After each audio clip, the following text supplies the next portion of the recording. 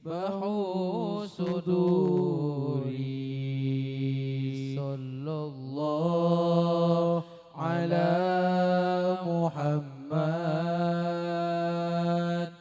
sallallahu alaihi wasallam,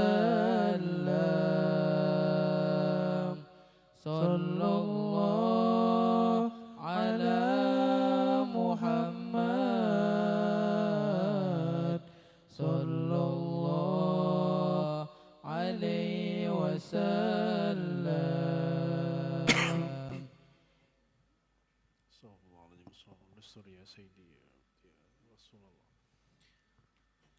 Assalamualaikum warahmatullahi wabarakatuh.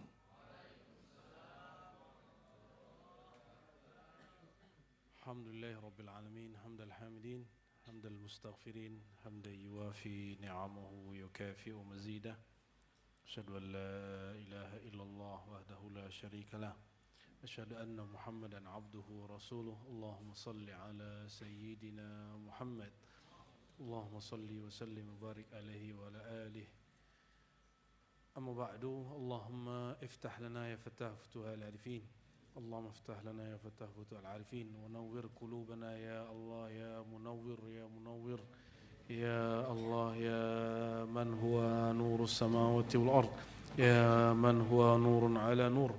Imla' qulubana bi nuri mahabbatik wa nuri asma'ika wa nuri syauq ilaik.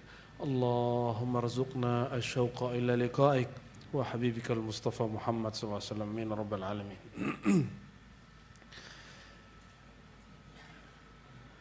Puji syukur kepada Allah Ta'ala. Alhamdulillah kita diizinkan lagi untuk iftitah, membuka majelis kembali.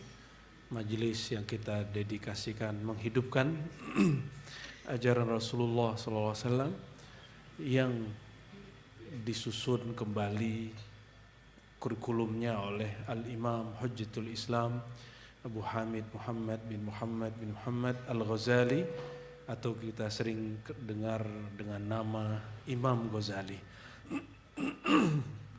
Beliau wafat tahun 505 dan ini sesuai dengan dauh sabda atau kalam dari para imam terdahulu seperti Imam Malik,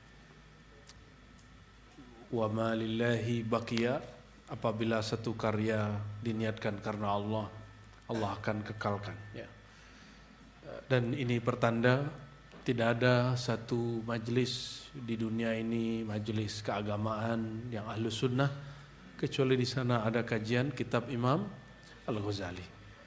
Meskipun kita ini belum pantas, mungkin belum memenuhi syarat sebagai yang murni mengikuti ma'ana alaihi wa ashabi, ajaran Rasulullah yang semurni-murninya, ajaran sahabat yang setinggi-tinggi himmahnya, tapi kita belajar setiap saat sehingga ketika nyawa berpisah dari badan, kita dihitung oleh Allah sebagai wa antum muslimun, kamu sedang berserah diri kepada Allah SWT. Amin rabbal alamin. Biarlah orang anggap kita, oh kamu aswajanya belum benar, kamu tarekatnya belum benar, kamu belum usul, biarlah kata orang. Wallahu alimun bidzatis sudur. Yang tahu hakikat diri kita Allah. Ya, orang nggak perlu tahu. Ya. Maka dipuji orang, dicaci orang, penting nggak? Sebenarnya nggak penting. Yang penting itu pengetahuan Allah tentang kita. Kalau Bapak Ibu Saudara sekalian menyebut nama Allah di kolbu, Allah tahu gak? Ya, perlu gak ini dibikin status? Aku habis zikir kolbu 1000 kali, tenang gitu, perlu gak? Kan gak perlu bikin status begitu. Yang penting Allah tahu. Ya. Kita habis ngaji kitab-kitab Ahlus Sunnah, kita gak perlu pengakuan dari orang yang merasa lebih aswaja dari kita, gak perlu. Ya. Oleh karenanya saya mewasiatkan, menasihati diri saya sendiri dan kita semua, wabil khusus para asatiz muallim yang mengajar di sini ataupun dimanapun, sudahlah ya. Jangan cari perhatian makhluk. Ridwan nas, ya. Ghayah la tudrak. senangnya manusia, ridha manusia itu tujuan cita-cita yang nggak mungkin dicapai. A senang, B nggak senang. Tapi ridha Allah, ya, ternyata mencari ridha Allah ini lebih mudah daripada ridha manusia. Kenapa? Allah hanya satu esa. Kalau makhluk banyak. Maka kalau hendak mencari perhatian, carilah perhatian yang maha satu, yang maha esa, maha tunggal, Allah Subhanahu wa ta'ala. Baik, mari kita bersyukur juga kepada kekasihnya. Kata Nabi, tidak bersyukur kepada Allah orang yang tidak bersyukur kepada makhluk.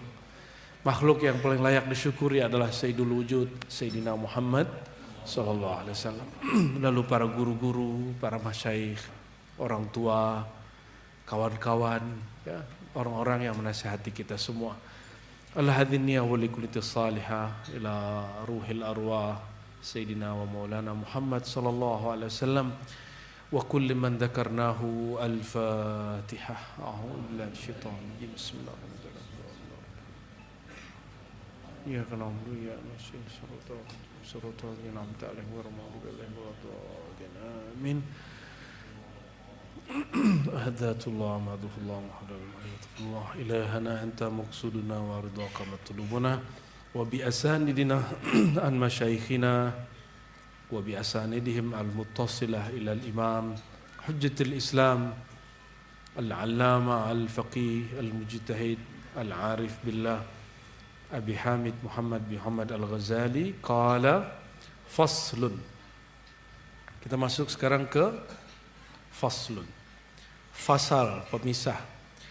Apa kata beliau? I'lam. Ketahuilah annal qalba, di kajian sebelumnya disebutkan bahwa qalbu itu punya tentara. Tentaranya itu adalah hawa nafsu kita. Jadi hawa nafsu itu tentara. Hawa nafsu ini terbagi dua. Hawa nafsu birahi, hawa nafsu emosi. Hawa nafsu birahi mesti ada, tapi dia tidak boleh menjadi tuan di dalam tubuh ini, di dalam jiwa ini. Hawa nafsu emosi, dia tidak boleh juga menjadi tuan, karena bawaannya emosi. Kalau yang pertama birahi, bawaannya makan minum seks, makan minum seks, makan minum seks, gitu aja bawaannya. Kalau yang kedua pengen diakui, kalau enggak marah, ya, pengen dihargai, kalau enggak ngamuk. Nah kalau ini belum jinak, walaupun sorban tebal, walaupun sudah dapat ijazah tarekat 10 ijazah tarekat, jadi mursyid 10 bahkan 40 ijazah tarekoh, itu enggak ngaruh.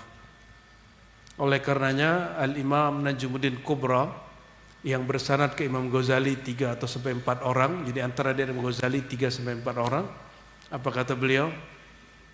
Waktu aku masuk khalwat suluk riyadhah tirakat, guruku Maulana Ammar, ya, murid dari jalur Suhrawardi, ya.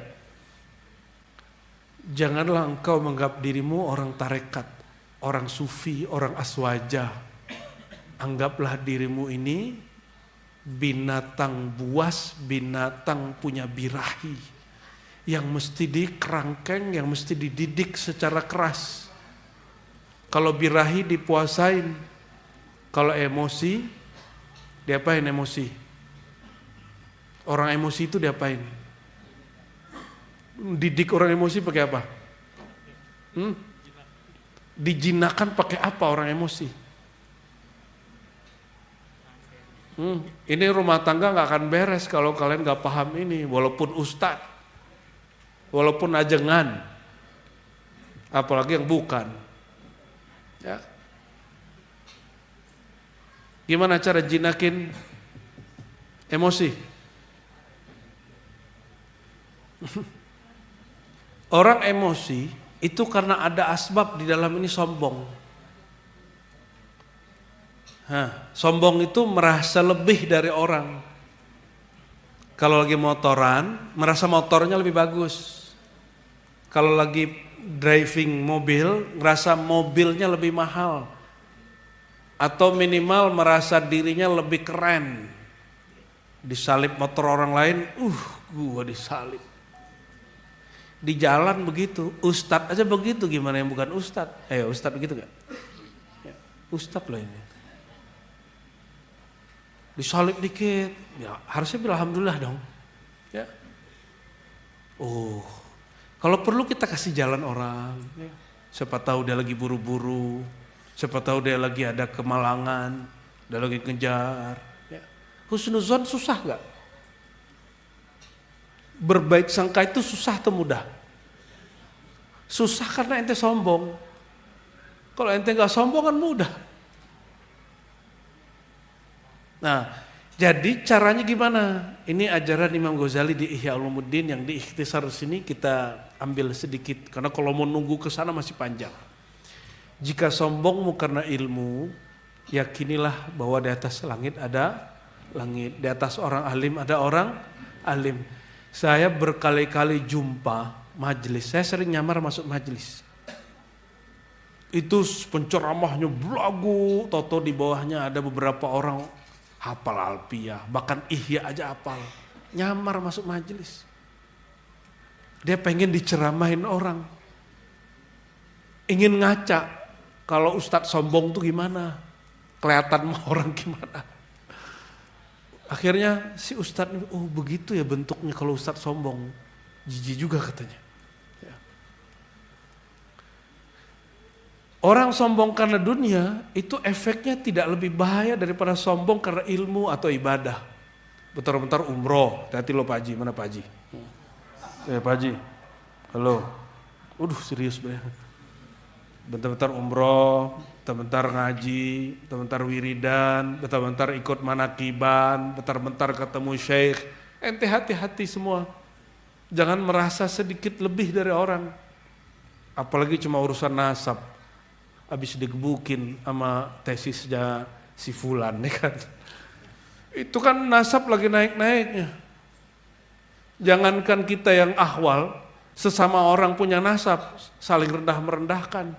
Tanya aja mereka, kan saya punya kawan mereka, curhat mereka.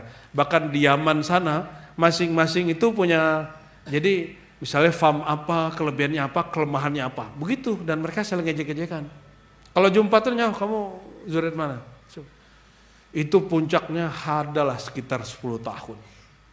Tapi kan Allah kalau sayang sama mereka, dikirim si fulan. Menurut saya ini karena Allah sayang mereka, supaya gak sombong dengan nasab. Ya. Orang tarekat, lagi sufi dunia, ya kan? Kita murid-murid pada sombong, ya, merasa Indonesia ini kampungnya tarekat, kampung hakikat. Dibikin pecah jamiah. Betul nggak? Diketawain nama kiai-kiai senior, apalagi orang anti tarekat. Orang anti tasawuf bilang apa? Tuh lihat tuh orang tasawuf. Begitu. Dan lain sebagainya, ya. Sebagaimana kita ngetawain salafi wahabi pecah belah. Lah mereka mah gampang lagi. Itu jamiah Mu'tabarah, tarikat Mu'tabarah pecah 2. Kalau saya nggak kaget. Tahun 70-an atau 80-an. Dulu jamiah ini sudah pernah pecah. Dari Jatmi ada Jatman. Sekarang Jatman ada Jatma. Itu hanya organisasi. Mursid-mursidnya nggak perlu berselisih. Kalau organisasi boleh beda. Kalau sanad tarekat kita kan nyambung semua ke atas. Dulu kan masalah Golkar sama P3, sekarang nggak tahu, aneh nggak tahu, nggak ngerti, nggak ngikutin, pura-pura bego. Emang kita bego. Kalau kita nggak bodoh, kita nggak bisa datang ke Allah. Ya, kalau orang merasa pinter, Allah nggak perlu ngenalin dirinya, betul nggak? Kalau ente datang ke Allah, bawa ma'rifat, kata Allah ya sudah pakai aja itu. Baik, ya jadi apa yang bikin orang tersinggungan? Karena dia merasa lebih. Azazil yang kemudian jadi iblis, apa yang bikin dia tersinggung sama Nabi Adam? Karena dia mengatakan ana khairun minhu, aku lebih baik dari dia kok. Kok disuruh sujud? Siapa dia? Jangan tanah yang kita injak-injak. Terhijab dengan pandangan zahir. Jangan ulangi ini. Pewaris Nabi Adam, Bani Adam apa Bani Azazil, Bani Iblis. Dua aja pilihannya. Apalagi para ajengan, ya, ngelihat yang ngajar mbak muda, ya, kayak Ibnu Ajah kan muda. Aneh masih muda nggak? Masih muda, badannya udah banyak. Kalau yang ngajar muda, kullu man mahsud. Orang ini biasa kalau belum beres kolbunya, orang bisa ngajar aja dia iri. Ada orang ngumpul 10-20 orangnya dia iri. Kenapa? Dunianya kiai ustadz ajengan itu pengikut duduk di majelis begini, dapat gelar ustadz, apalagi dapat ijazah, jadi mursyid. Oh itu banyak yang iri, itu dunia. Yang enggak dunia apa? Ngajarnya, zikirnya. Makanya orang bertengkar gak bab mursyid? Bertengkar bab mursyid, berebut majelis gak orang? Orang bertengkar gak bab pesantren? Meninggal kiai besar, anak-anaknya, ponakannya, pamannya bertengkar. Itu dunia. Kalau ini akhirat orang gak bertengkar. Apalagi kalau ini lillahi ta'ala, katanya lillahi ta'ala. Ya, mana ada orang karena lillahi ta'ala bertengkar. Kalau ada orang karena lillahi ta'ala bertengkar, kalau jumpa, dia baik lagi.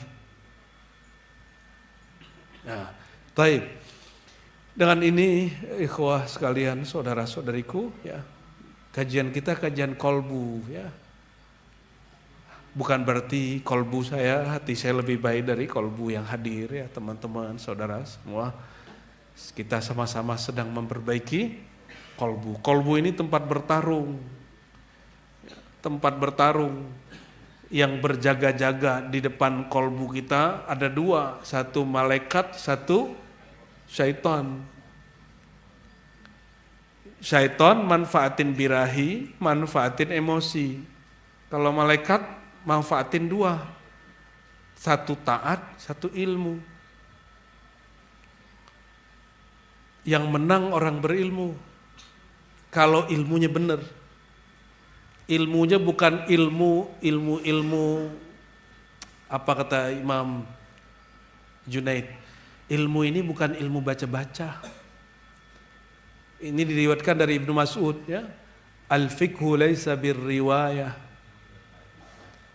Ngerti agama itu bukan riwayatan, aku dapat ijazah dari fulan, enggak. Ya, tapi nur Allah yang masuk ke dalam kolbu. Nah, kita berdoa, kita niatkan malam ini semoga Allah masukkan nurnya ke dalam kolbu. Nur itu isinya pemahaman. Kalau pemahaman masuk, kalau kolbu jadi terang, orang lihat musuh dia bukan di luar, bukan di hadapan, bukan di kiri, bukan di majelis seberang. Musuh dia ada di dalam sini. Kalau kolbu sudah terang, kalau kolbu belum terang, dia melihat musuhnya di luar. Musuhnya di sosmed. Maka pada sibuk jawaban-jawaban kosmed. Maka kalau ustadz belum terang kolbunya, dia sibuk klarifikasi. Ditegur ini, klarifikasi, tegur ini. Ente gak usah. Ente kalau bikin majelis, gak usah klarifikasi. Ngajar aja. Wa qul i'malu fasarallahu a'malakum. Ini muraqabah. Ada muraqabah yang dicapai walaupun dia belum mursyid. Padahal standarnya orang kalau dapat muraqabah dia boleh diijazai mursyid. Maka mu'alim, kenapa guru-guru kita dulu ngomong thariqat aku ngaji. Kenapa? Ngaji yang mana? Yang gini. Wa qul i'malu fasarallahu a'malakum. Beramal saja, mengajar aja, berkarya aja. Fasarallahu a'malakum. Allah akan lihat. Bahkan ada yang membaca fasayurillah. Allah akan memperlihatkan, mempromosikan, mempopulerkan amalmu. Itu pemahaman yang lebih kurang, ya. Kalau Allah sudah melihat, makhluk lihat gak? Kalau Allah sudah tak melihat, ada gak barangnya? Allah tidak melihat. Kalau Allah tidak melihat, bakal dilihat makhluk? Gak bakal dilihat makhluk. Jadi kalau cari perhatian sentralnya. Allah Subhanahu wa ta'ala Malikul Mulk. Jangan cari perhatian grup makhluk. Walaupun atas nama ini paling ahli sunnah, ini paling ahli sunnah. Sudah, ya. Imam Ghazali sudah ngelewatin itu sampai dia nggak bisa bicara hampir setengah bulan. Ya. Dan kita nggak usah ulangi kesalahan itu kembali. Qala i'lam annal qalba mithaluhu mithalul mir'ah. Ya.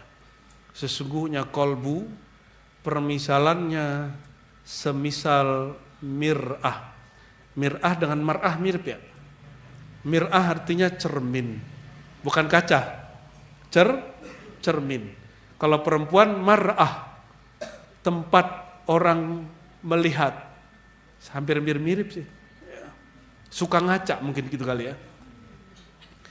Makanya ibu-ibu ini udah di handphone ada kamera tetap aja bawa cermin. Tapi kalau ente bawa cermin aneh curiga. Mungkin sudah sunat 3 kali. Wa ulumul haqa'iq. Ini koma di sini nih ya. Kolbu seperti cermin. Sudah bayang? Kolbu itu semisal cerminnya bukan cermin biasa, cermin cembung. Kalau cembung dia bisa ngambil 180 derajat bahkan lebih begitu barangkali ya. Wa ulumul haqa'iq, ilmu terhadap hakikat sesuatu umpama suar, rupa-rupa atau gambar yang kita lihat kalau kita bercermin atau kalau kita lagi pertigaan, kita lihat di cermin cembung sebelah sana ada sesuatu. Allati tura fil mir'ah, yang terlihat di cermin. Syai'un wal haqa'iq fi anfusiha syai'un. Ya. Wal husul fil mir'ah syai'un. Misal suwar allati tara fil mir'ah syai'un, sesuatu, dan hakikat pada hakikat dirinya juga sesuatu. Wal husul fil mir'ah syai'un, maksudnya gini, cermin itu sesuatu. Jika kelihatan ada gambar di dalamnya, itu juga sesuatu yang berbeda daripada cermin. Terus ilmu kita tentang sesuatu itu juga beda. Coba lihat serban saya warna apa? Benar, putih.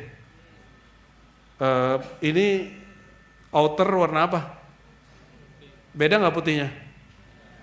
Walaupun sama-sama putih tapi beda warna. Saya mau tanya, itu cara menentukan putihnya dari mana? Orang kalau tidur buka matanya, taruh benda depannya, dia bisa jawab nggak ini warna apa? Padahal matanya ada. Berarti yang memandang siapa? Yang memandang siapa? Hah? Ruh. Cepat kali jawabnya. Sifat basor yang ada pada dirinya. Itu versi ahli akidah dan sufi. Tapi kalau orang filsafat nggak begitu. Ada barang, kita nih begini, coba matiin lampu, bisa lihat nggak? Nggak. Betul? Pas hidup lampu bisa lihat? Coba lihat, kelihatan saya?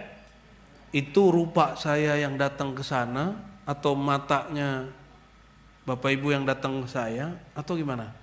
Atau enggak dua-duanya? Mata datang sini, keluar dong matanya. Ini yang Ghazali bahas di kitab yang lain.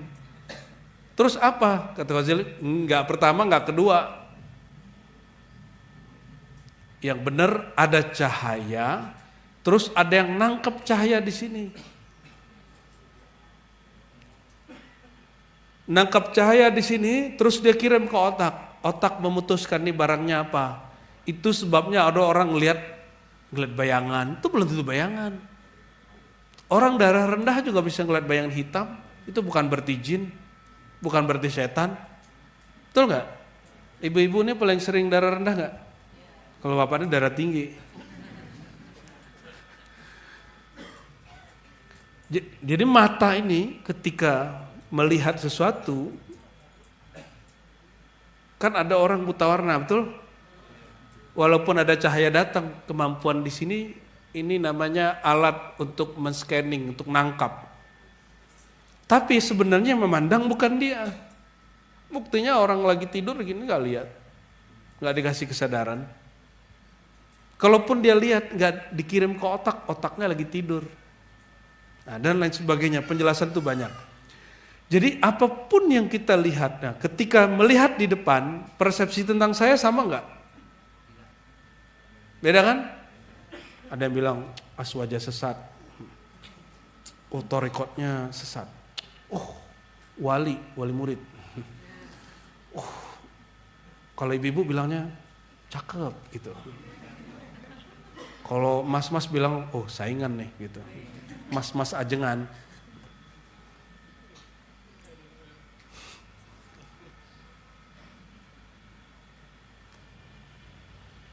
Kalau orang kerja, bersaingnya di tempat kerja. Kalau ngelihat orang dia lihat, oh ini saingan gua nih apa bukan? Kalau ustadz, ngerasanya dapat saingan ustadz. Kalau orang bikin majelis baru, matanya mandang sama dengan orang awam, tapi cara pandangnya beda. Jadi bukan salah mata, salah si basor, tidak dibimbing oleh basirah. Basirah itu perangkat kolbu. Ini yang lagi beliau benerin. Ya. Jadi walaupun objek yang kita lihat sama, pengetahuan kita tentang objek itu beda-beda. Jadi kalau melihat satu objek, cari pengetahuan tentang dia. Jangan sekedar ikut-ikutan orang. Oke, apa kata beliau? Fal ilmu misalu husul fil mir'ah. Ilmu itu umpama apa yang diperoleh pada cermin. Sedangkan kolbu adalah cermin itu sendiri, hakikat fi anfusiha syai' tsalis. Sedangkan hakikat belum tentu sama dengan yang diperoleh. Mohon maaf, ada 3 kaca, 1 cembung, 1 rata. Hasil gambarnya beda nggak? Kenapa beda? Karena dia cara pandangnya beda. Kita pakai kacamata hitam, 1 pakai kacamata putih, emang bening. Itu orangnya kelihatan yang ini kok dia agak merah dikit, kok coklat dikit kulitnya. Kalau ini kelihatannya kok kulitnya kuning ya. Itu salah siapa? Salah kaca mata yang dipakai. Malam-malam pakai kacamata hitam nggak? Kelihatan nggak? Kan ada juga gus-gus malam-malam pakai kacamata hitam. Tapi ada alasan sih katanya. Ya, temanku juga. Saya ulangi ya, ini kita buat ilustrasi. Ini mata, oke? Ngelihat apa nih? Lihat apa kita? Orang pakai sorban lah, ya.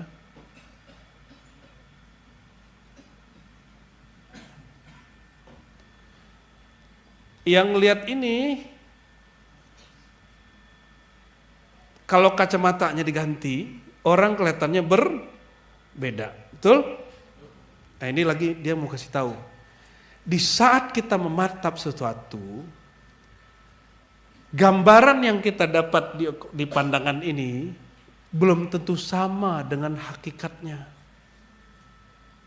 Kacamata hitam, kacamata bening, gambarnya beda dengan apalagi pakai TikTok, pakai filter, cakepnya nambah 1001%. Betul nggak? Nyambung? Saya ulangi. Cara pandang kita, ini misalnya ada orang hadir nih, misalnya orang hadir 100, 400. Berarti ada 400 cara pandang yang menghasilkan 400 pengetahuan. Dan pengetahuan ini ada yang persis seperti objeknya, ada yang beda. Terus gimana caranya? Kalau mata rusak, pakai kacamata yang benar. Kalau mata udah pakai kacamata nggak jelas juga, dekatkan jarak memandangnya. Alhamdulillah. Ini yang kita tunggu-tunggu. Baru terbersit di hati kebaca sama ente ya, sakti bener ente. Nah, nanti pas baca teks aja.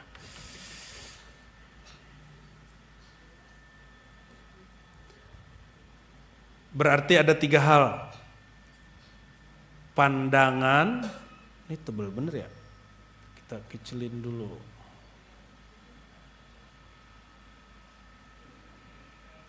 Gimana caranya minum aja? Kok jadi lupa?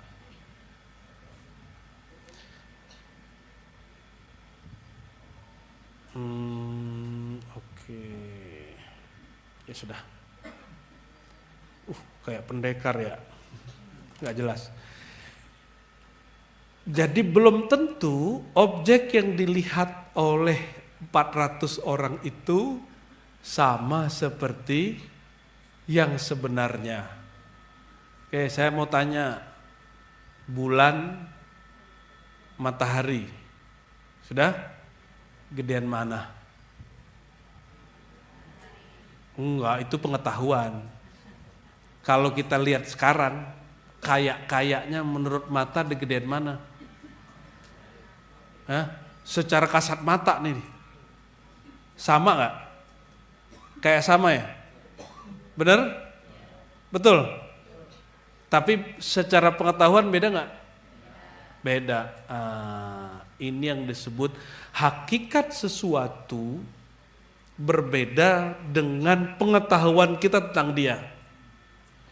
Jangankan ilmu engkau, makrifat engkau kepada Allah, makrifatmu, pengetahuanmu, ilmumu tentang makhluk pun belum sempurna, belum tentu sesuai dengan objek sebenarnya.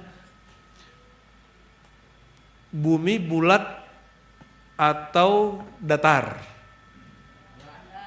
Siapa yang bilang bulat? Ayo angkat tangan. Siapa yang bilang datar? Ayo angkat tangan. Tuh, ini nggak tahu apa, takut apa, bodoh semua. Apa takut salah?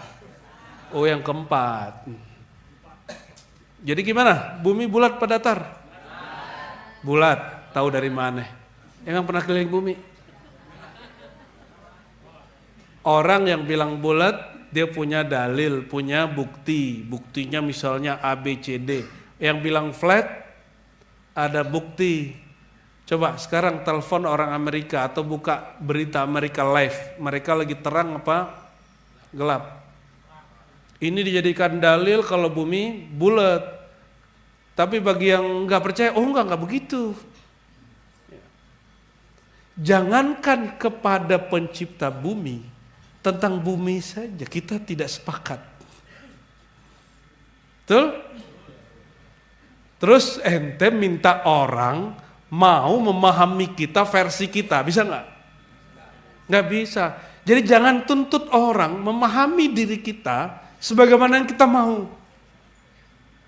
Walaupun itu orang tua sendiri, walaupun itu pasangan sendiri, walaupun itu saudara sendiri, walaupun itu teman majelis, apalagi mursyid. Ente siapa mau dipahami mursyid? Kata Imam Sya'rani ketika ditanya orang, jadi Imam Sya'rani ditanya orang, kira-kira guru ingat aku nggak? Kata Imam Sya'rani, siapa elu? Katanya.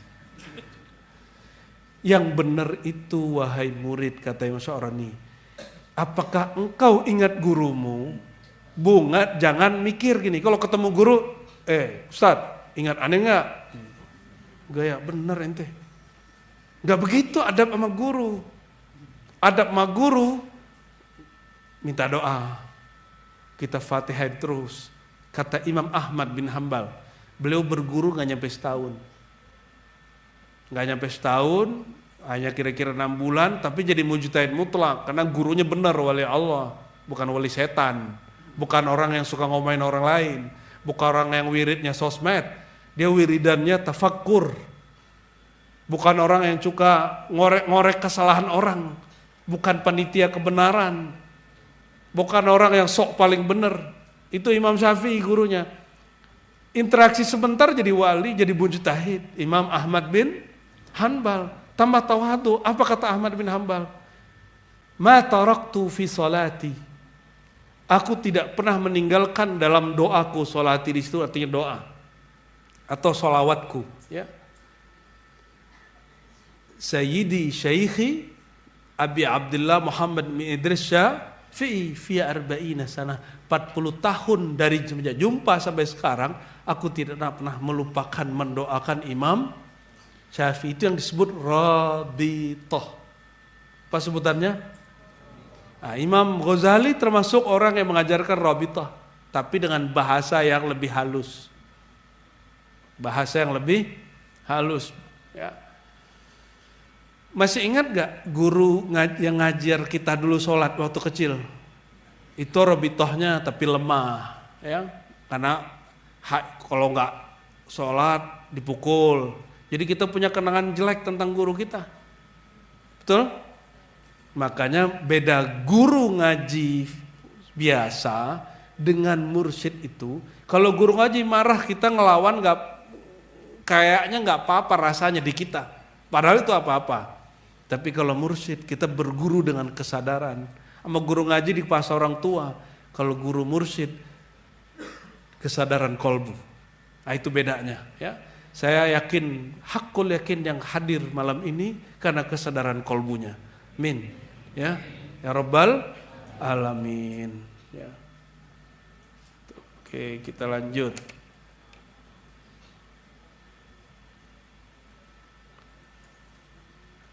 Tapi apakah semua orang paham dirinya sendiri? Jangankan urusan yang batin yang hakiki. Kalau sakit yang lebih ngerti dokter apa diri kita? Beneran? Diri kita apa dokter? Diri kita. Ente bisa tahu kalau ente sakit gula? Hah? Ente bisa ngerti kalau ente kolesterol lagi naik? Siapa yang tahu detailnya? Karena dia punya alat. Dokter tuh nggak sakti, tapi dia punya alat. Kayak Batman kan dia nggak sakti kan. Batman tuh bukan beda dengan Superman kan. Superman kan dia unsur badannya Masya Allah bisa terbang. Apalagi ente dibohongin aja lah tuh. Tapi kita nonton ya. Kebalik lagi celananya kan. Aduh. Arsy dalam jadi di luar. Ya. Kita sakit jasad, yang lebih ngerti dokter bukan kita. Kira-kira kalau Bapak Ibu Saudara sekalian lagi sakit kolbu, sakit akidahnya, sakit konsep berpikirnya, sakit perasaan jiwanya, siapa yang lebih mengerti? Diri kita atau ahli kolbu? Bukan ahli wirid loh ya. Belum tentu mursyid tuh banyak yang gak bener. Ya, serius. Banyak yang sudah mengeksploitasi murid. Banyak yang memanfaatkan itu untuk popularitas, untuk makan, ya, untuk menjaga hak, saya nggak tahu lah itu. Itu tulisan Imam Ghazali. Imam Ghazali kan punya kitab satu lagi, ya, Al-Maghrurun.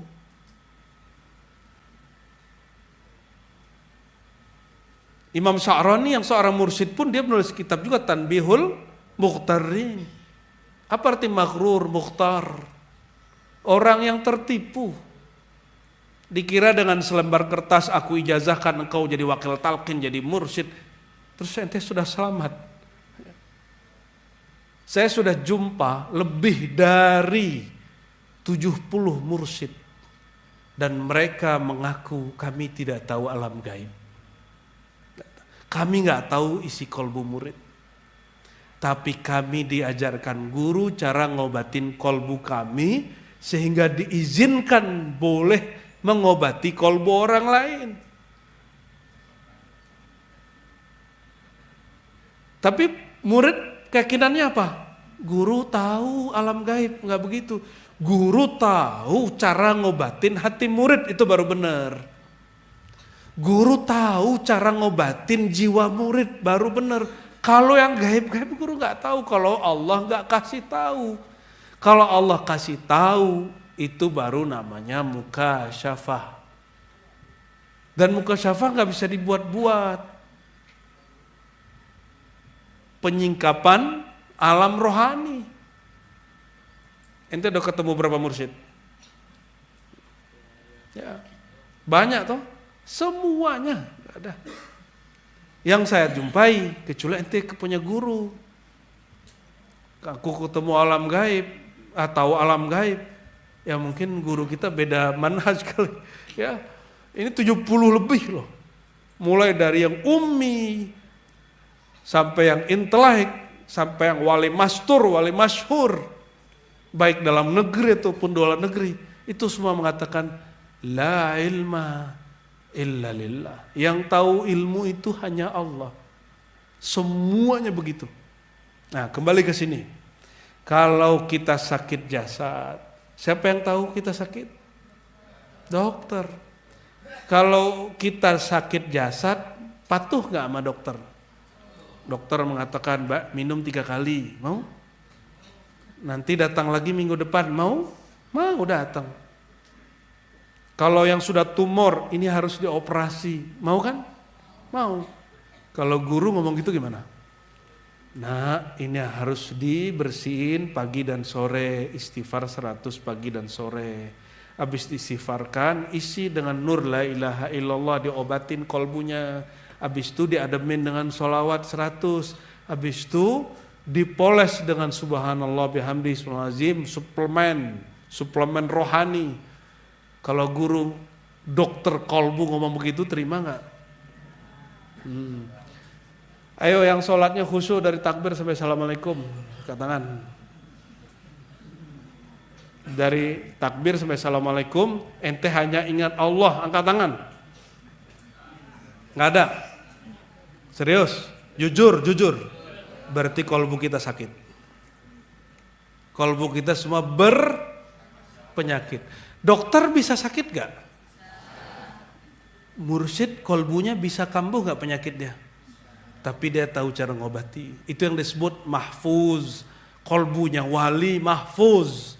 Kolbunya para aulia dijaga Allah. Maksudnya dia tahu cara maintenance dirinya. Paham maksudnya? Oke. Dokter ada ikatannya nggak? Ada silsilahnya nggak? Dia belajar di mana nggak?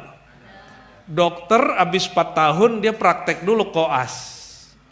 Habis itu tugas dulu di puskesmas, ya. PKL dulu dia kalau sekarang bahasa anak-anak muda. Ya praktek dulu, baru nanti naik puskesmas besar. Habis itu baru kemudian mandiri, buat klinik sendiri, atau kerja di rumah sakit. Sama. Jadi orang bisa bimbing murid bukan dengan selembar kertas, aku ijazahkan engkau. Tapi dia dibimbing oleh gurunya cara untuk merawat kolbunya, mengobati gurunya, kolbunya sendiri. Kalau sudah berhasil, nanti diuji sama gurunya, nih disuruh ngerawat murid yang lain, ngobatin murid. Diuji, oh lolos. Dia bisa menyembuhkan dirinya sendiri, dia tidak terkontaminasi ketika diuji. Kalau dia terkontaminasi, dia tahu cara balik, imunitas kolbu, baru gurunya bilang, udah kamu boleh angkat murid. Buka klinik sendiri, klinik kolbu, namanya majelis. Jadi majelis itu klinik kolbu sebenarnya. Bukan klinik. Nyambung malam ini? Udah dong ngajinya kalau gitu. Lanjut. Oke. Tadi saya kasih tahu, kita kalau melihat objek sesuatu, coba lihat kalau di sini gunung paling dekat gunung apa? Bukit apa? Apa? Gunung Salak. Gunung Gede. Dia ada bukit apa? Jonggol. Jonggol mah banyak deh. Belakang. Tempat aneh terabas berarti dong. Oke. Kita lihat nih bukit. Udah nyambung? Bayangin aja lihat pagi-pagi. Tiba-tiba ini lagi musim dingin. Pagi-paginya kabut. Penglihatan kita di sini ke sana kelihatan nggak? Gimana? Biar jelas. Deketin, karena orang di dalam kabut dia nggak tahu kalau dia lagi di dalam kabut. Yang sering naik gunung, Nabi itu suka hiking loh. Nanti jangan macam-macam. Nabi itu suka naik Jabal Nur, Jabal Sur, Jabal Uhud. Nabi itu suka hiking, nih hadis hiking ini. Trekking itu Nabi suka naik. Kiai-kiai, masya Allah hari ini itu nggak boleh gendut loh itu. Ini kurang olahraga ini. Kurang olahraga ini. Suka makan malam. Oh iya, ente gendut karena belum punya bini. Cepetan. Gak ada ngurusin. Banyak-banyak olahraga. Rasulullah itu baru menggendut setelah beliau di atas umur 50-an ke atas, 55-an ke atas itu baru. Baru kemudian beliau mulai badannya agak ya gelambir-gelambir dikit. Tapi kata para sahabat Nabi dalam Syama'il, dadanya lebih maju daripada perutnya. Berbeda dengan Anda. Kalau kita gimana? Perutnya lebih maju daripada Allahu Akbar. Oke, kalau kita ngeliat bukit gunung, ada kabut. Supaya jelas, deketin. Jangan tanya ke orang. Malam-malam ngeliat gunung kelihatan nggak?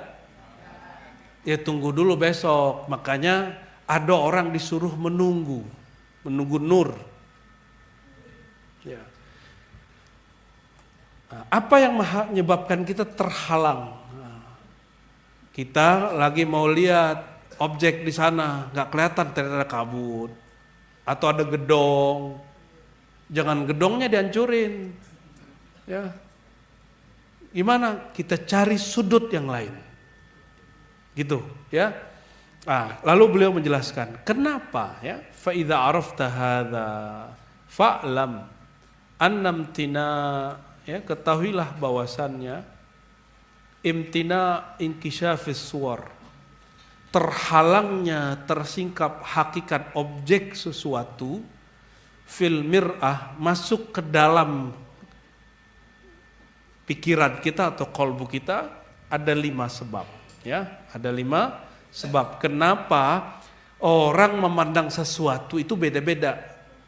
Padahal gunungnya sama, ya, waktu memandangnya sama. Yang pertama, fasadu soratiha a'nil mir'ah wa huwa qabla an taduru wa tatashakkal li syakl mir'ah wa tusakkal, ya. Rusaknya gambarnya yaitu si cermin sendiri, emang yang retak otaknya sama kolbunya. Kalau yang retak di sini, coba ada orang zikir la ilaha illallah, la ilaha illallah, terus dia bilang apalah itu, ya. Orang zikir begitu ente terganggu. Giliran ada orang apain? Orang musik kencang-kencang biasa aja. Masalahnya apa? Yang paling lucu baru hijrah nih. Ini baru hijrah. Ada orang zikir dia langsung berdiri. Bid'ah gitu. Ada yang begitu gak? Orang zikir la ilaha Allah dia gak nyaman. Yang gak nyaman sama la ilaha Allah siapa yo? Yang gak nyaman sama la ilaha Allah siapa? Bukan ada yang ngomong loh ya. Kalau ada orang kesurupan dia apain? Allah Akbar, la ilaha illallah gitu. Dia teriak-teriak nyebut nama Allah gak bid'ah. Giliran kita zikir la ilaha illallah suaranya agak tinggi, bagi dia bid'ah. Itu aneh. Berarti apa yang masalah? Emang di dalamnya yang salah. Kolbunya lagi rusak atau ilmunya lagi rusak. Zikirnya gak salah, tapi si penerima kolbunya sama ilmunya masalah. Maka disebut khabathuhu wa sada'uh, ya. Karena kolbunya belum dibersihin. Khabas dan sada itu maksudnya noda. Noda kolbu apa? Kejahilan, su'uzan, penyakit-penyakit kolbu. Ya. Kaunuhu ma'dulan bihi an jihatis surah. Ya. Atau dia nggak menatap kepada objek itu dengan tepat. Contoh, waktu lagi ru'yatul hilal, melihat bulan, penyaksian bulan penentuan Ramadan atau hari raya, ada yang menyaksikan, ada yang tidak, benar nggak? Padahal tempatnya sama. Kenapa? Yang ini melihat kemana, yang itu melihat ke mana. Jadi nggak kelihatan. Oke. Jadi kalau kita udah di depan barangnya, tapi kalau nggak menghadap ke barang itu bisa kelihatan nggak? Nah, itu yang disebut tawajjuh. Tawajjuhnya kurang. Bi antakuna sura wara al mir'ah. Coba lihat orang di belakang, bisa nggak? Tapi nggak noleh. Nggak bisa. Nah, begitulah orang ketemu wali. Padahal wali keluarganya sendiri, atau tetangganya sendiri, karena dia nggak noleh. Itu sebabnya orang luar selalu yang lihat. Orang lihat, loh, itu wali kok dicuekin? Itu kiai kok dicuekin? Itu ulama kok dicuekin? Yang tahu harumnya orang di luar, orang dekat nggak ngerti. Kenapa? Karena dia salah noleh. Yang ditoleh apa? Masa lalu orang itu. Oke. Ar-rabi' al-hijab al-mursal bainal mir'ah was surah. Penghalang yang yang menghadang antara cermin dan gambar. Antara mata dengan objek yang dilihat ada penghalang, tadi kabut. Ini malam berapa ini bulannya? 28. Oh, kalau malam nih, malam 14 berarti purnama. Kalau ada awan bisa lihat gak? Gak bisa. Tungguin awannya pergi.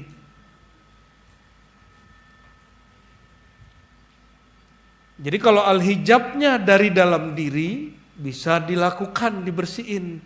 Kalau hijabnya dari luar, tunggu dia selesai. Ya,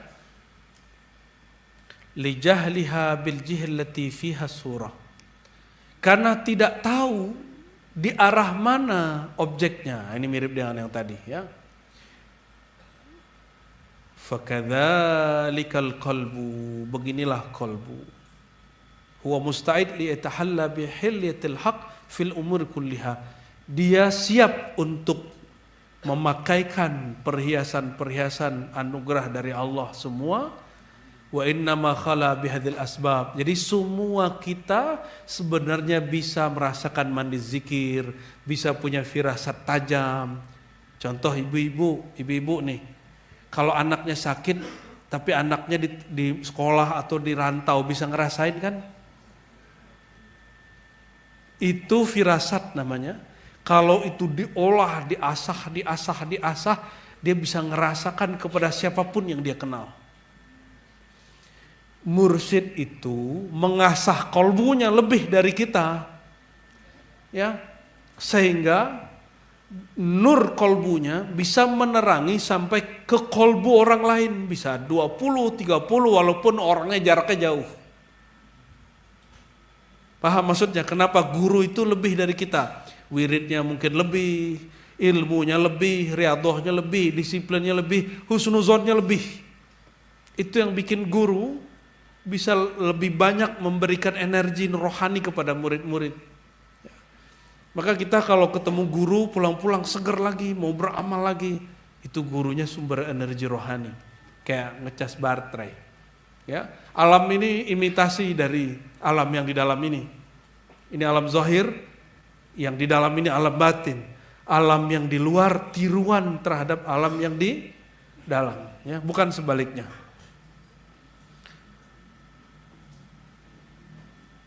Ini bocah-bocah ini kan umurnya beda-beda nih.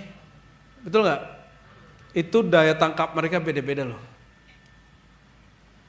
Kenapa? Karena sama-sama berakal, tapi kemampuan menangkap anak kecil dengan segala umurnya dengan kita beda. Anak kecil kehilangan pulpen, ngamuk, nangis-nangis, bener? Baby, balita.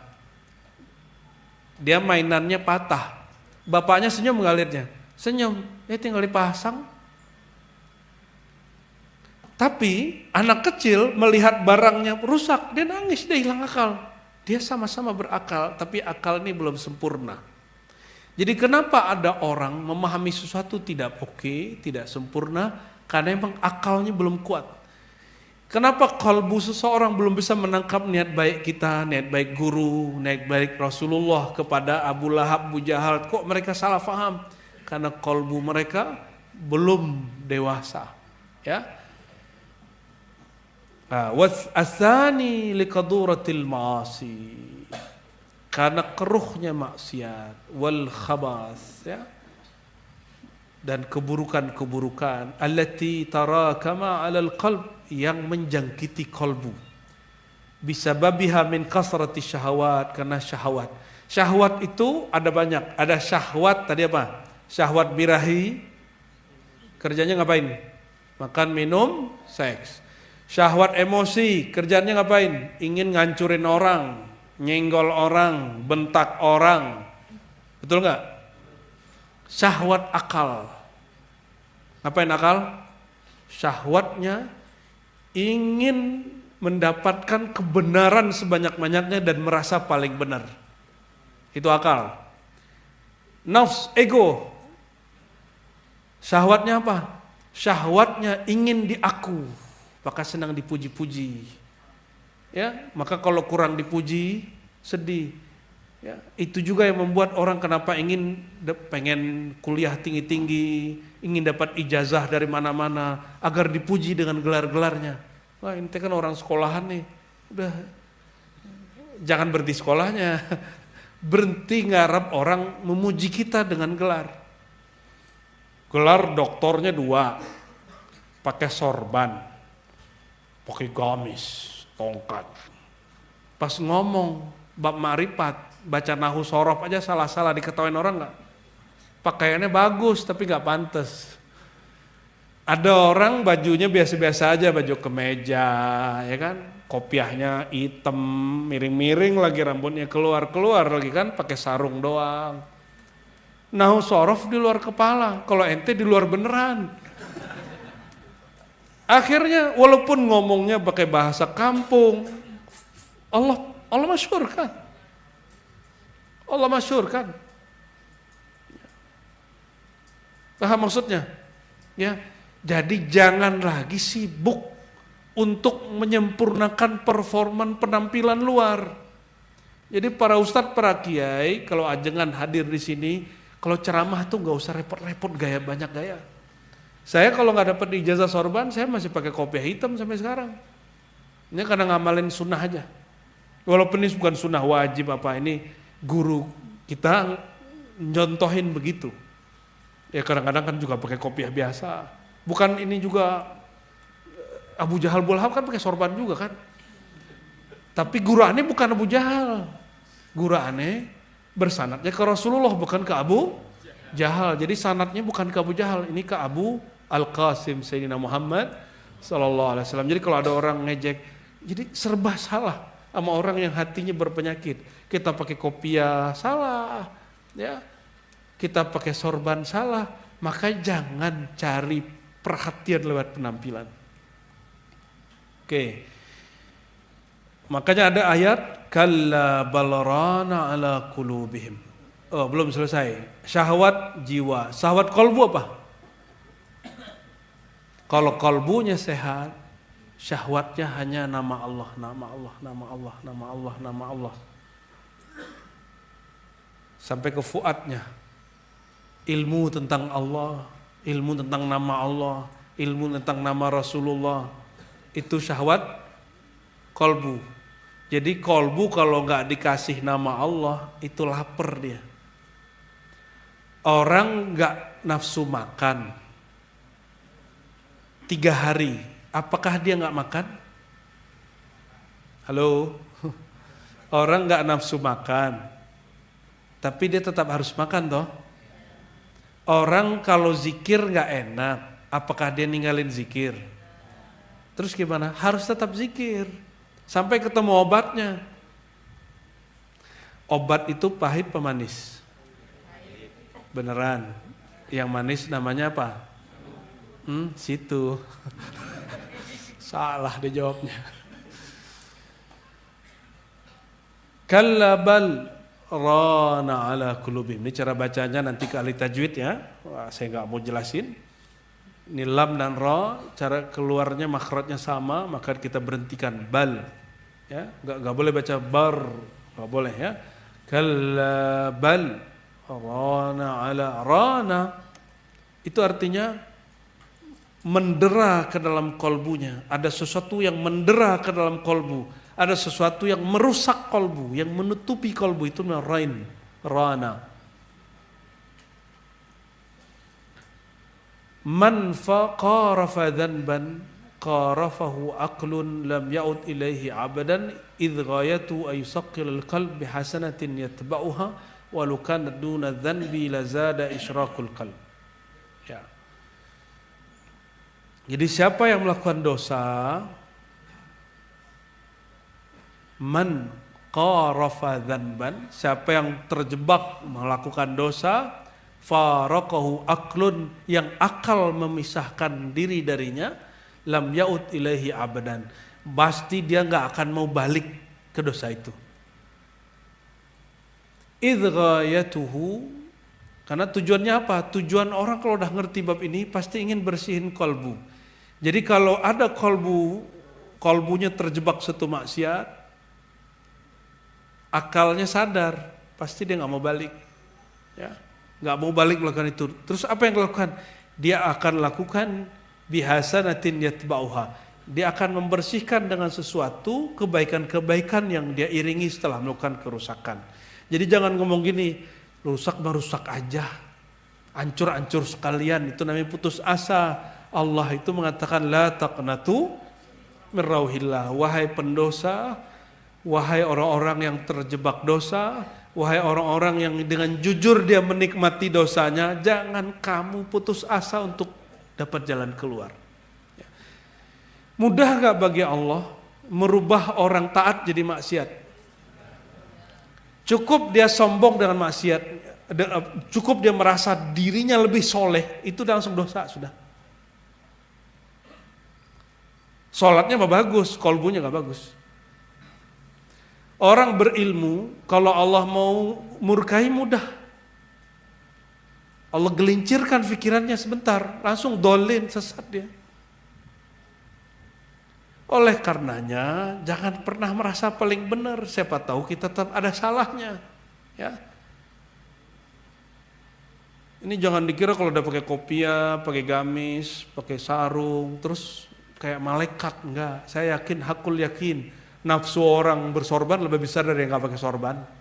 Jujur ente. Benar kan?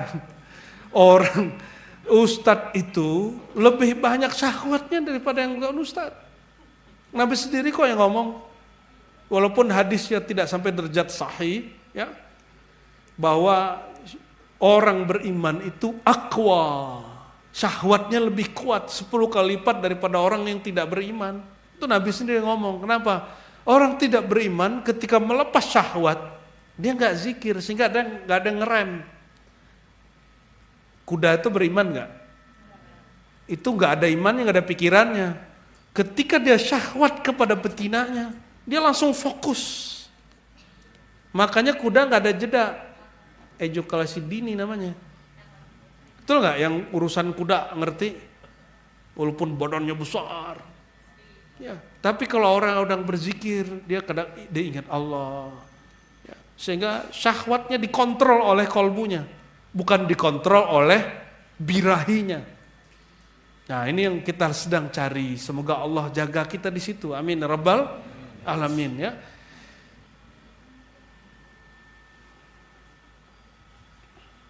Jadi kalau kolbu rusak, jangan dibiarin rusak, langsung iringi perbuatan baik. Terus sampai kolbunya bercahaya ya. Asalis ayakuna ma'dulan an jihatil haqiqah, sama dengan tadi ya. Ar-rabi' al-hijab. Jadi apa yang membuat orang tidak memahami kebenaran? Dia ada tabir penghalang pikiran dia atau tabir penghalang kolbunya. Ya. Orang alim ilmu ini bisa jadi ya pisau bermata dua, bisa jadi baik, bisa jadi buruk. Orang alim ketika ilmunya membuat dia tambah ingin cari ilmu dari mana aja, tidak sombong, berarti ilmunya menghantarkan kepada Allah, ilmunya bukan hijab. Ya, ada murid su'ul adab nggak ngerti apa-apa, bagi dia orang kalau bisa baca kitab terhijab. Akhirnya anaknya dilarang masuk pesantren. Setiap kali ada ustadz buka kitab bilang terhijab. Nggak begitu, ilmu itu dua. Ilmu yang diniatkan dari awal karena Allah, dia akan menghantarkan kepada Allah. Ilmu yang diniatkan mau cari kemasyhuran, mau cari penghidupan, apalagi ente mau jadi dosen PNS atau jadi pegawai Kemenak, ya. Kalau diniatkan begitu, tersiksa terus sudah. Ya. Kalau ceramah ngitung-ngitung sudah kepada ini. Ya. Itulah yang membuat orang bertengkar karena di situ ada cuannya. Ujung-ujungnya kan ini semua. Tuhan yang lain selain Allah kan ini. Pulus. Ujung-ujungnya itu semua. Ya. Itu yang bikin orang tengkar. Dan popularitas, pengikut dan lain sebagainya ya. Nauzubillah, subhanallah. Hijab wadzalika yakuna fi sirril qalbi. Hijab itu ada dalam sirnya kolbu, ya, tersimpan baqiyatus syahwah. Ada syahwat pemikiran, syahwat ego yang masih menutupi kolbu. Ego berilmu ini yang menghalangi orang nggak mau dengerin orang lain. Karena gue juga udah tahu. Apalagi itu lagi, gitu ya. Ceramahnya itu aja. Emang ada yang betul-betul begitu, ada yang belum tentu begitu, ya. Au fasad aqidah, atau akidah yang rusak. Sabaqat fis sabah. Akidah di sini bukan akidah yang dimaksud dalam ilmu akidah, tapi maksudnya keyakinan. Keyakinan, ya. Contoh, dari dulu dikasih tahu sama orang tua foto bertiga, yang tengah mati duluan. Mana hadisnya? Tunjukin. Mana dalilnya? Tunjukin. Betul? Akhirnya pada takut foto bertiga. Padahal di Salafi Wahabi foto itu haram. Bingung gak ente? Jangankan bertiga, jangankan berdua, ente foto sendiri haram. Gak nyambung kan? Emang gak nyambung. Tapi sekarang, sejak kapan ya? Saya juga bingung. Emang zaman Rasul ada foto ya? Gak ada. Terus siapa yang bikin kaidah kalau foto bertiga yang di tengah mati duluan? Karena sudah masuk sabaqat fis sabah, sudah tertanam dari kecil, susah benerinnya. Nah, ini yang kita sebut mitos. Mitos yang sudah tertanam. Contoh kalau mitos di Cikarang, Bah. Duduk depan pintu. Apa? Jodohnya susah. Oh, kalau itu kearifan lokal lain lagi. Itu bisa dijelaskan. Cewek-cewek duduk depan rumah sering, ya orang gak tertarik lah. Ih, jablay, kata digituin. Murah gitu. Gitu maksudnya, itu kearifan lokal, kearifan lokal. Apalagi ayo, mitos-mitos, bocil-bocil, kalian apa yang kalian takuti? Ibu-ibu biasanya paling banyak mitosnya, apalagi kalau lahiran. Anak, apa? Nyapu malam-malam, nggak boleh. Itu ada penjelasannya nggak? Siapa tahu ada penjelasannya, ntar dulu. Takut itu nggak nyambung itu emang. Nyapu malam-malam takut emasnya hilang. Si emasnya kali. Nggak nyambung. Nah, tapi udah masuk ke dalam doktrin. Padahal orang dulu lampunya seterang ini nggak? Oh ya, saya masih ingat dulu ibu saya ngelarang motong kuku malam hari. Ya, saya tanya ke bapak saya, maksudnya apa Pak? Ya kalau dulu kan orang pakai damar. Kalau kamu potong kuku malam hari, potong kuku dulu pakai pemotong atau pakai pisau? Saya masih pakai pisau Pak. Kalau malam-malam pakai pisau, gelap, sayup-sayup, temaram-temaram. Itu yang nanti putus apa? Itu maksudnya, oh bapak saya selalu ngajarin yang rasional.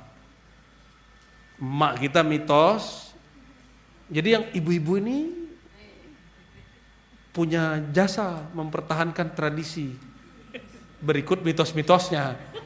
Maka yang paling rempong kalau acara adat itu ibu-ibu. Mohon maaf ibu-ibu ya, ini pengamatan saya. Di semua wilayah itu kalau ibu-ibu sudah ini bapak-bapak udah diem aja ya. Karena udah kalah kita sudah. Kalau pas lahiran nih, saya masih ingat ketika istri kita lahiran, ibu-ibu bawa keris taruh di bawah, biar cepet lahirnya katanya. Mitos. Mitologi itu berbahaya ya. Nah itu disebut akidah, mitos, kepercayaan yang sudah tertanam dari kecil. Wa baqiya atharuha ya, efeknya masih ada. Ini akan mahal. Contoh, masuk tarekat gila. Itu bagian dari mitos, Pak. Ya, masuk tarekat gila. Orang gila. Ini gila enggak?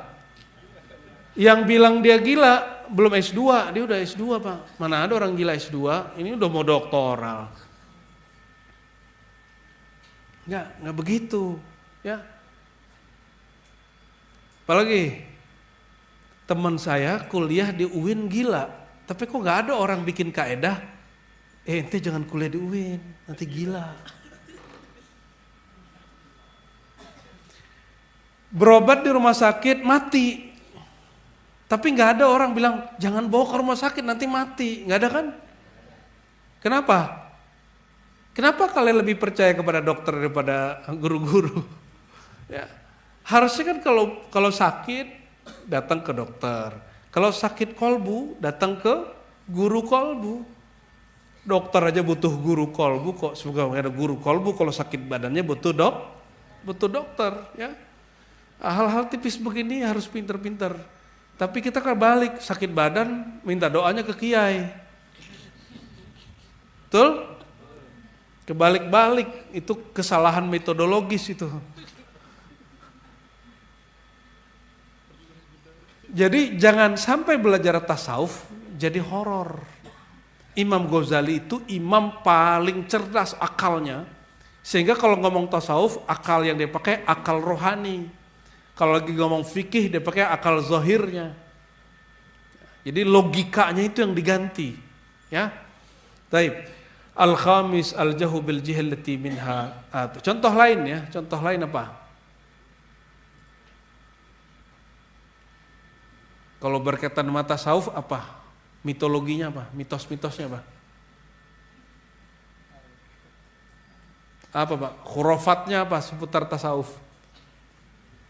Kalau wali di tengah hutan, ya. Wali masa diomelin bini? Itu enggak, itu mah ente. Apalagi? Kalau wali keramatnya apa? Kalau dia wali, pasti dia tahu nama saya. Kalau dia wali, pasti dia bisa salaman nama saya. Sejak kapan syarat jadi wali salaman nama ente? Tapi kalau kita doa gimana? Ya Allah, kalau betul dia wali Allah, wali engkau, izinkan tanganku ngambil berkah darinya. Salaman, gitu adabnya, coba diganti.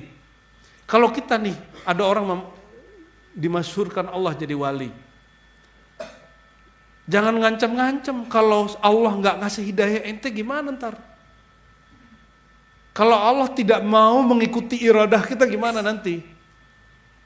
Udah mencoba untuk salaman, gak bisa salaman, ada aja menghalangi. Tiba-tiba setan datang menghalangi. Ya. Kayaknya dia bukan wali. Aneh sudah berusaha datang, udah ngejar, nggak bisa, berarti dia bukan wali.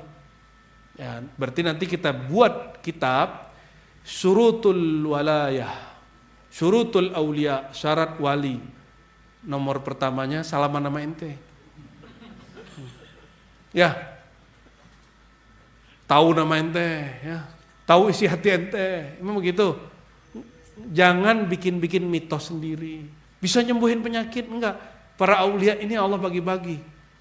Ada ilmunya berkaitan dengan pengobatan, betul. Kalau dia doa sembuh sakit jasad orang.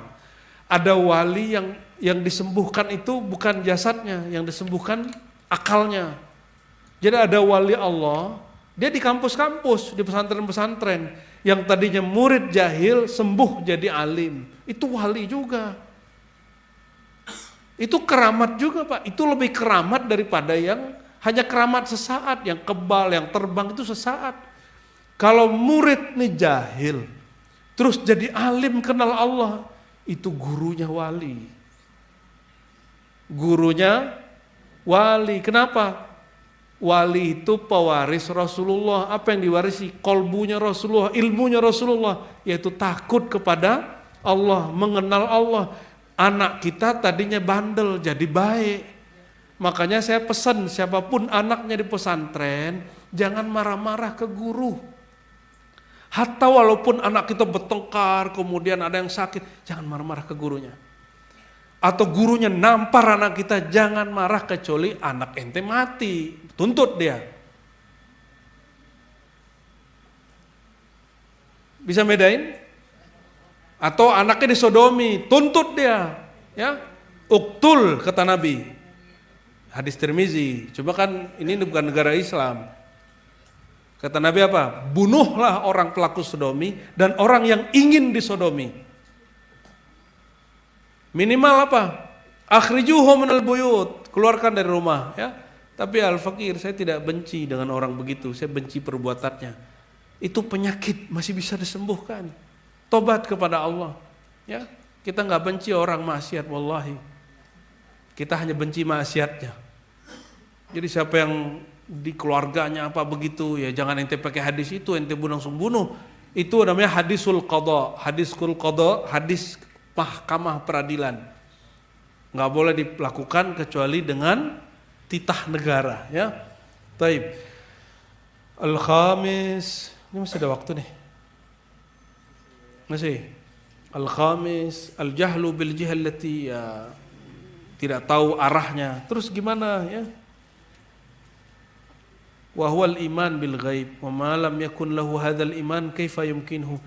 Jadi ketika orang tidak tahu arah cara menatap, obatnya adalah iman kepada yang gaib. Nah, ini kita ringkas-ringkas saja.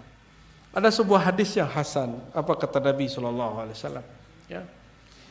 Laula anna syayatina, seandainya syaitan, syayatin jamak daripada syaitan, berarti syaitan, dan syaitan itu terbagi dua, ya, syaitan jinni atau syaitan ins manusia. Tapi ada syaitan yang zatnya sendiri, yang Allah ciptakan sebelum jin dan manusia. Jadi jin bukan syaitan, manusia bukan syaitan, tapi ada jin dimanfaatkan syaitan, ada manusia dimanfaatkan syaitan. Ini contoh, ente lagi ngaji dengan suatu kiai, ya, seorang kiai. Tiba-tiba ada orang ngomong ini, ngapain kamu ngaji itu, orang sesat itu. Itu syaitan itu.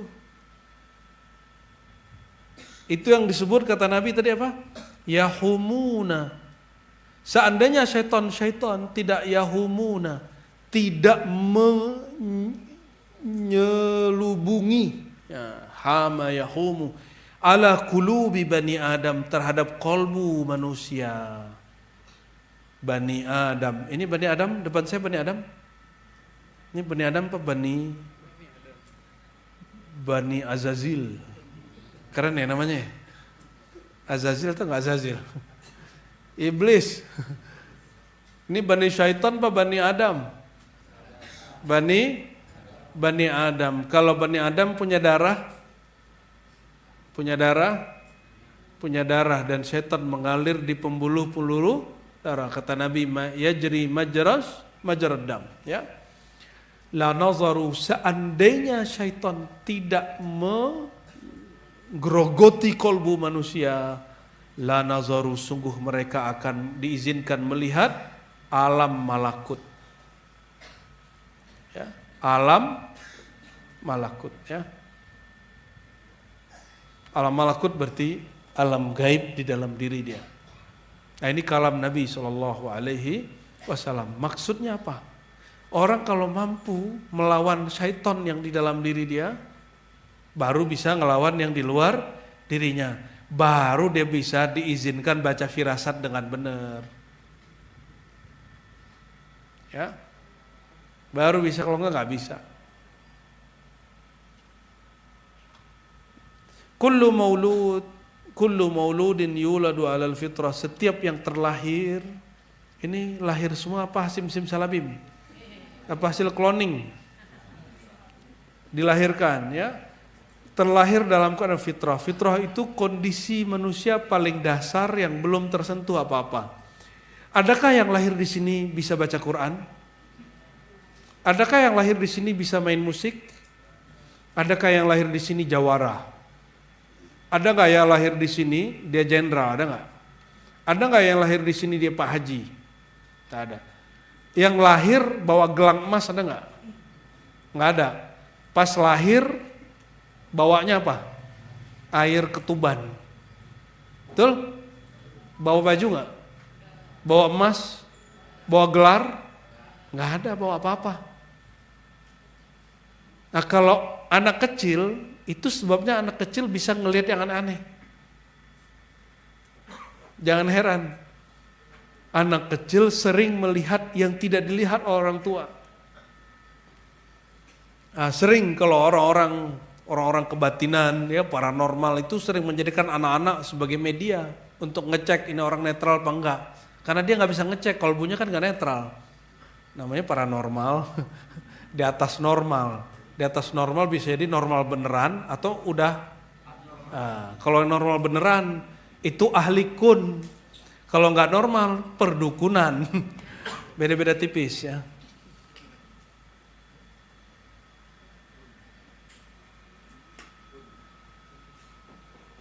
Ini ada riwayat, tapi riwayat ini tidak sahih, ya. Maka kita nggak usah baca. Wafil khabar, ini tidak sahih dan tidak ada riwayat begini.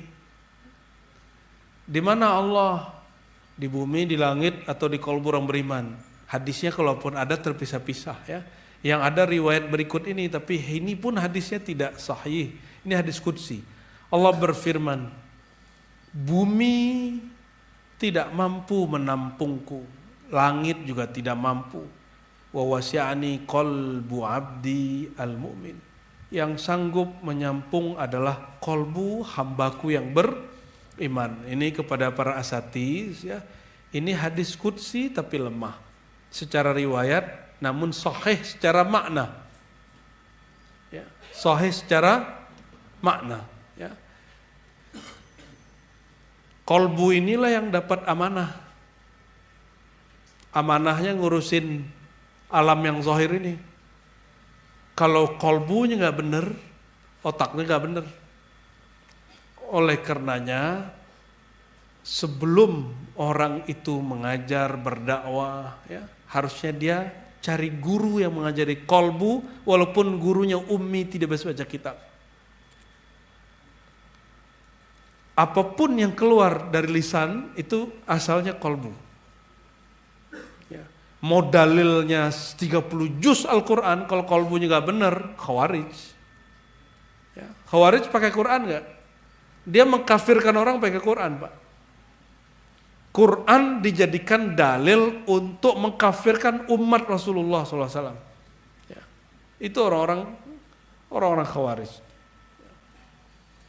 Wa bidzalika qala Umar, ya. Daripada hadis yang palsu mending kita pakai kalam asar sahabat. Ra'a qalbi rabbi, kolbuku melihat Robku. Apa yang dilihat oleh kolbu? Nama-nama Allah, ya, kebesaran-kebesaran Allah. Wa ka'annahu zakka qalbahu, seakan Umar kasih tahu, aku sudah bersihkan kolbuku sehingga diizinkan melihat nama-nama nur Allah SWT. Qad aflaha man zakkaha, sungguh beruntung orang yang membersihkan kolbunya. Zakka, nah perhatikan, zakka itu bukan zakaha, tapi zakka. Ya dulu ala taksir wa tikrar, berarti membersihkan kolbu nggak boleh sekali. Oleh karenanya kalau ada orang bertoriko, ikut khatam, manaqiban, ikut suluk khalwat, terus dia terjebak lagi maksiat, balik lagi suluk lagi. Ya. Udah talqin zikir, masih terjebak maksiat, talqin zikir lagi. Sampai kolbunya benar-benar bening. Jangan ngomong gini, udah talqin, padam lagi nih, udah zikir, udah suluk, udah khalwat, hancur lagi nih. Udah nggak usah aja lah, nanti aja sebelum mati. Emang kita tahu kapan mati? Ya. Jadi lakukan terus. Itu yang dilakukan oleh orang yang bunuh 99, yang ke-100-nya ulama ahli zahir yang kolbunya bermasalah, ikut pun dia bunuh, tapi dia selalu ingin mencari, dan Allah ampuni dia. Ya, walaupun dia belum selesai tobatnya. Ya. Wa alam anna qabul haq salasa darajat, ya. Cara menerima kebenaran itu ada 3 derajat. 1 bisama, ya. Bisama itu mendengar secara empiris, secara indrawi. Wa yumkin fihil khata, ini mungkin saja salah. Kenapa? Ini taklid kata orang. Kata orang kalau masuk tarekat gila. Kata orang kalau foto bertiga yang di tengah mati duluan. Benar apa salah? Kalau yang tadi duduk depan rumah bisa benar itu. Ya. Kalau yang larangan motong kuku malam hari pas dulu temaram-temaram bisa benar itu, ya. Kalau yang nyapu kalangan emas nggak nyambung. Ya. Tapi boleh juga disambungin. Nih sambungan nih. Nyapu malam hari, debunya naik ke hidung, sakit paru, tabungan emasnya kekuras. Cocok logi. Nyambung juga lah ya. Antasma kalam man tatlubuhu mathalan min dakhilil bait fatastadillu biha ala nadzalika rajul matlub. Ya. Kita lagi nyari orang, ya. Dia di dalam rumah main sahut-sahutan.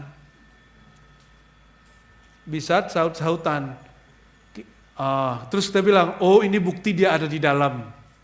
Misalnya nih, saya datang sini, "Pak Haji, ada di rumah?" Jawab, "Ada." Oh, berarti ada suaranya. Berarti orangnya ada.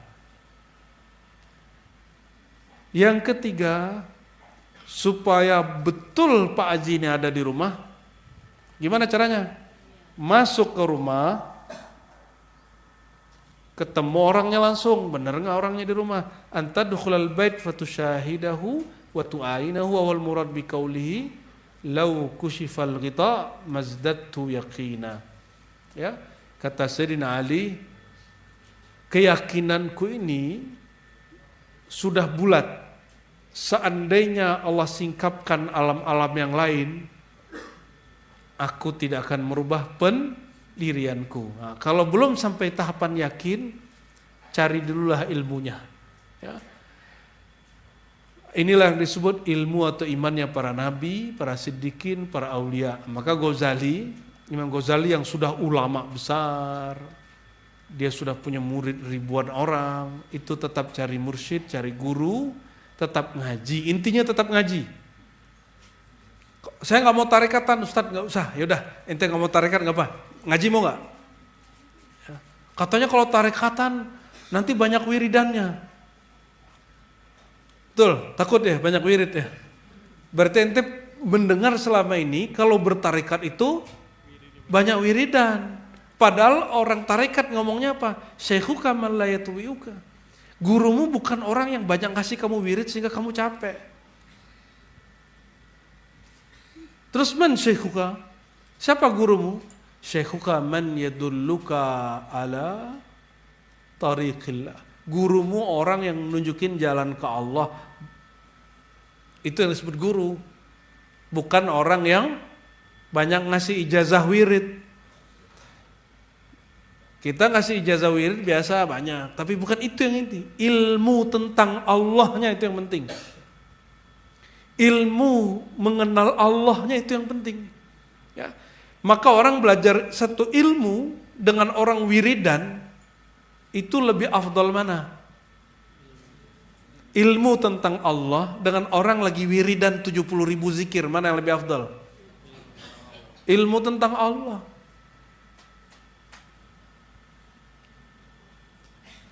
Nah, inilah fahadzal ladzi la yadur sahwal ghaflah hawali. Ilmunya para nabi, para aulia, ya, walaupun orang bertambah umur, bertambah tua, tambah pelupa, ilmu ini nggak akan hilang. Kenapa? Ilmunya nggak di otak, ilmunya di dalam kol. Bahkan ilmunya nggak hanya di kolbu, tembus ke sirnya. Kolbu berubah, kolbunya sakit, sirnya nggak sakit.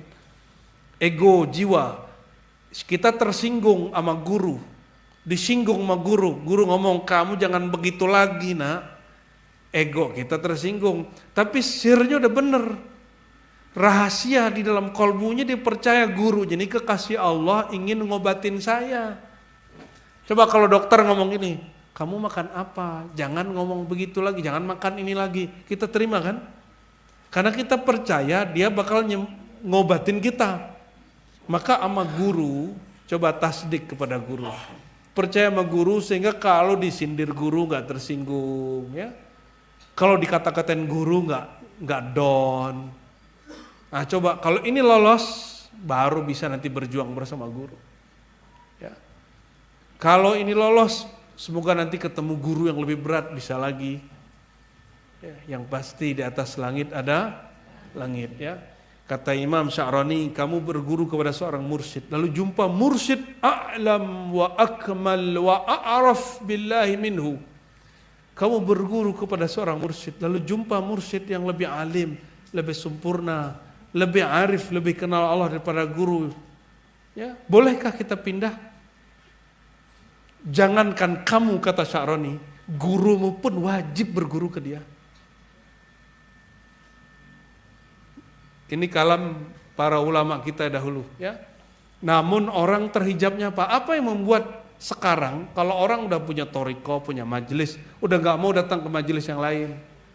Saya ingat saya dulu waktu kami masih remaja, mursyid-mursyid itu saling mengunjungi, saling berguru. Kalau sekarang saya lihat jarang sekali. Orang kalau udah bertarekat nggak boleh lagi datang ke majelis sebelah. Kalau dulu guru kami nggak, apa guru kita ya, hari malam ini zikiran di tempat kita. Besok kita ngambil faedah dari tarekat sebelah, majelis sebelah, mursyid sebelah. Walaupun tarekatnya beda, ngaji kita ke sana.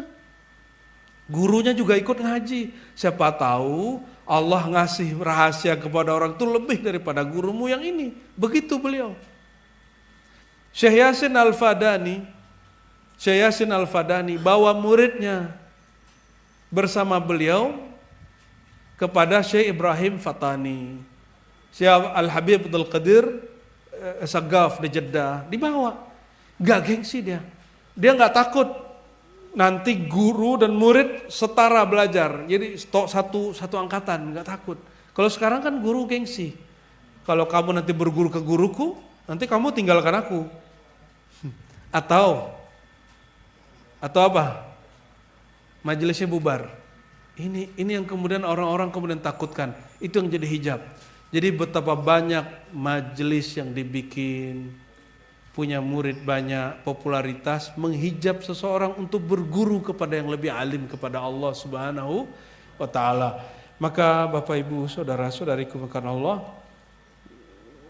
oleh karena itu kita bermohon kepada Allah, semoga Allah selalu ajarkan kita, dan perhatikan penutupannya di sini ya. Alladzi 'allama bil qalam 'allamal insana ma lam ya'lam. Jadi qalam itu kata Imam Ghazali itu ibarat satu makhluk Allah yang menjadi sebab Allah mengukir, menggores, menoreh ilmu di kolbu. Ya. Apa kata beliau? Yang mengajar dengan al-qalam, mengajarkan al-insan malam ya'lam. Kalau terjemahan umum, mengajarkan manusia apa yang dia belum tahu. Ini terjemahan biasa. Kalau tafsir Isyari nggak begitu. Allamal insan, dia mengajar manusia, ma-nya alladzi mausul kepada insannya, bukan kepada ilmu insannya. Allamal insan alladzi lam ya'lam, yang merasa dirinya tidak tahu. Ini tafsir Zauqiyahnya. Kalau selama ini tafsir yang saya dengar, dia yang mengajarkan manusia, yang manusia itu ilmunya belum dia punya. Berarti ma-nya kepada isim mausulnya, kata hubungnya kepada ilmunya, sifat ilmunya. Bukan, ini kepada zat insan itu sendiri. Alladzi 'allama bil qalam, dialah yang mengajar dengan al-qalam. 'Allamal insan, Allah langsung mengajarkan al-insan. Al-insan yang mana? Alladzi, di sini pakai malam ya'lam, yang dia tidak merasa berilmu. Jadi kita kalau hadir di satu majelis manapun, anggap diri kita tidak berilmu, baru Allah isi. Insya Allah, hatta ketemu siapapun ya, ketemu siapapun. Semoga Allah Ta'ala ridhoi kita semua. Allah jadikan kalbu ini bercahaya dengan nurnya, dengan ilmunya.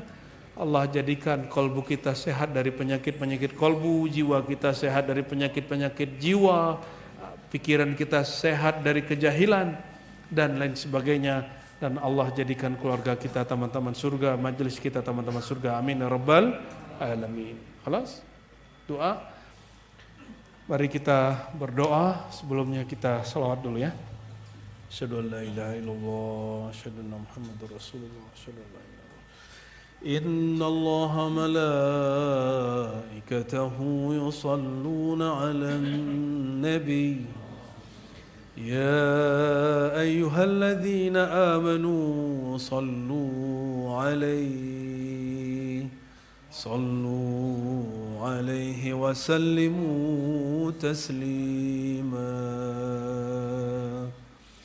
Labbaik Allahumma salli wa sallim wa barik alaihi.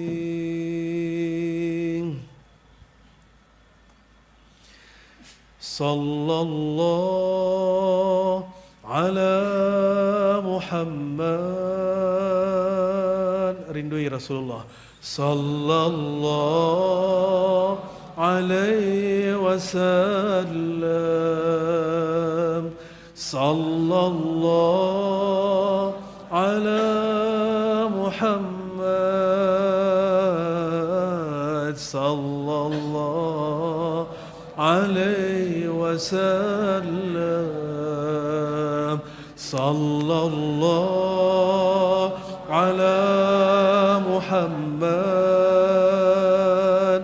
Sallallahu alaihi wasallam. Sallallahu ala Muhammad.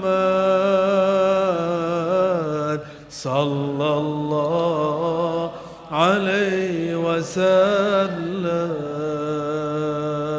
Panggil Rasulullah.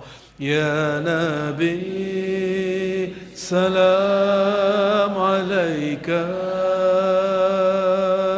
Ya Rasul, salam alaika. Ya Rabbi, salam alaika. Salawatullah alaika. Sallallahu ala Muhammad. Sallallahu alaihi wasallam. Sallallahu ala Muhammad. Sallallahu الله عليه وسلم طلع البدر علينا من ثنيات الوداع وجب الشكر علينا مدى لله داعي lebih kuat sallallahu ala Muhammad sallallahu alaihi wasallam sallallahu ala Muhammad sallallahu alaihi wasallam sallallahu ala Muhammad sallallahu alaihi wasallam sallallahu ala Muhammad sallallahu alaihi wasallam. Allahumma rahmanir rahim ya karim ya azim ya sami'ad du'a ya sami'ad du'a ya sami'ad du'a ya aliman bidhati sudur salli wa sallim wa barik ala sayyidina Muhammad salli wa sallim wa barik ala sayyidina Ahmad salli wa sallim wa barik ala sayyidina Mahmud Allahumma salli wa sallim wa barik alaihi wa ala alihi اللهم صل على سيدنا محمد الفاتح الخاتم اللهم صل على سيدنا محمد صاحب مفتاح الجنة اللهم صل وسلم وبارك على سيدنا محمد نور وجهك الكريم اللهم صل وسلم وبارك على سيدنا محمد التم مظهرك وتجلياتك يا الله وبارك وسلم اللهم يا الله يا غفار يا غفور اغفر لنا ذنوبنا ولوالدينا Ya Allah yang maha tahu semua aib kami, semua dosa kami, semua maksiat kami. Ya Allah ampuni semua dosa kami. Ya Allah yang maha tahu rusaknya kolbu kami. Ya Allah perbaiki kolbu kami. Ya Allah yang maha tahu sakitnya jiwa kami, sakitnya perasaan kami. Ya Allah sembuhkan jiwa kami. Sembuhkan jiwa kami dari emosi. Sembuhkan jiwa kami dari ketidaksabaran. Sembuhkan jiwa kami dari dendam. Sembuhkan jiwa kami ya Allah dari ego. Sembuhkan jiwa kami dari kesombongan. Sembuhkan jiwa kami dari merasa diri ini penting. Sembuhkan jiwa kami ya Allah dari merasa putus asa. Sembuhkan jiwa kami ya Allah dari penyakit-penyakit yang kami sadari, yang tidak kami sadari. Allahumma ya Allah ya aliman bidzatis sudur. Ya Allah yang maha tahu semua kebaikan kami, kebaikan kalbu kami ya Allah. Famnun alaina bima huwa khairun minka bima radita ya Allah ya Allah. Ya Allah, dengan apapun yang Engkau ridai ya Allah, tariklah kami ke hadirat Engkau lah ya Allah. Allahumma ja'al sayyiatina sayyiat man ahbabta wa la taj'al hasanatina hasanat man abghadta. Ya Allah, jangan jadikan ya Allah keburukan kami keburukan orang yang murkai, apalagi kebaikan kami kebaikan orang-orang yang Engkau tolak. Ya Allah, jadikan ya Allah kebaikan kami kebaikan orang-orang yang ikhlas mukhlasin. Allahumma ya Allah ij'alna wasaila rizqi awliyaika wa ibadika. Ya Allah, jadikan kami menjadi wasilah rezeki-rezeki hamba-Mu. Ya Allah, jadikan kalam kami menjadi obat untuk hati kami, untuk keluarga kami, untuk saudara-saudara kami. Ya Allah, jangan jadikan kalam kami menumbuhkan sakit hati di kalbu kami, menumbuhkan sakit hati di orang-orang terdekat yang kami sayangi. Allahumma ya Allah ya aliman bidzatis sudur, ampuni kami ya Allah yang masih mencari perhatian makhluk-Mu. Ampunkan diri kami yang masih mencari perhatian selain-Mu. Ya Allah, mulai malam ini ya Allah ya Jabbar alihkan pandangan kami, alihkan wajah kami yang tadi menatap makhlukmu ya Allah. Izinkan kalbu kami, jiwa kami sekarang menatap kepada Engkau saja ya Allah. Dan ya Allah, jadikan hati kami ya Allah senantiasa bercahaya dengan nur Nabi-Mu, nur cinta kepada Engkau. Allah marzuqna asyauqa ila liqaik. Ya Allah, izinkan kami merasakan manisnya mencintai Engkau, manisnya merindui Engkau, manisnya bermajlis menyebut nama Engkau, manisnya ya Allah menyebut-nyebut nama Engkau dan kekasih Engkau. Allahumma ya Allah idfa'anna al-bala wal waba wal fasha wal munkar anna wa an kulli mu'minin fi biladina wa fi biladil muslimin. Allahumma ya Allah jauhkan kami dan semua saudara kami dari keburukan. Ya Allah undurkanlah ya Allah semua kejahatan. Ya Allah ubahlah hati yang jahat menjadi baik. Ubahlah ya Allah hati yang busuk menjadi harum, menjadi lebih baik. Ya Allah ubahlah rumah tangga yang rusak menjadi lebih baik. Ya Allah ubahlah rezeki yang sempit menjadi lapang.